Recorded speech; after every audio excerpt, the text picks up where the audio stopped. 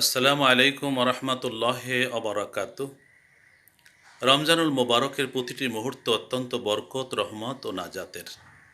রসুল আকরাম সাল্লাল্লাহু আলাইহি ওয়াসাল্লাম বলেছেন যে একজন মজুরকে তার পারিশ্রমিক দেওয়া হয় কাজের শেষে।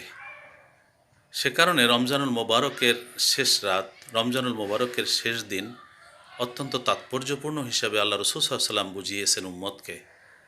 আমাদের উচিত যে রমজান শেষ হওয়ার পথে, কিন্তু আমরা যেন রমজানের শেষ মুহূর্ত পর্যন্ত রমজানের রহমত, মাগফিরাত ও নাজাত পাবার জন্য বেশি বেশি করে ইবাদত বন্দেগী করি।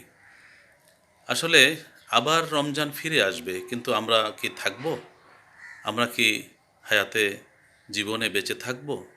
আমরা কি এই লাইলাতুল কদর, এই রমজান, এই সুন্দর মুহূর্তগুলো কি পাব? যদি না পাই, তাহলে আমাদের ভাবা উচিত যে এই রমজানই যেন আমার অত্যন্ত মূল্যবান হয়, প্রতিটি ইবাদত যেন কবুল হয় এবং এটি যেন আমার নাজাতের একটি ওসিলা হয়।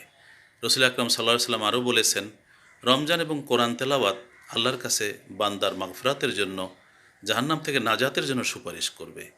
তো সেই জন্য যেটুকু সময় আছে বেশি বেশি বন্দেগী করা এবং রমজানের শেষ রাতটাও, শেষ দিনটাও অত্যন্ত তাৎপর্য গুরুত্বপূর্ণ এটা ভেবে বেশি বেশি ইবাদত করা। আল্লাহ রাব্বুল আলামিন আমাদেরকে তৌফিক দান করুন। আমিন।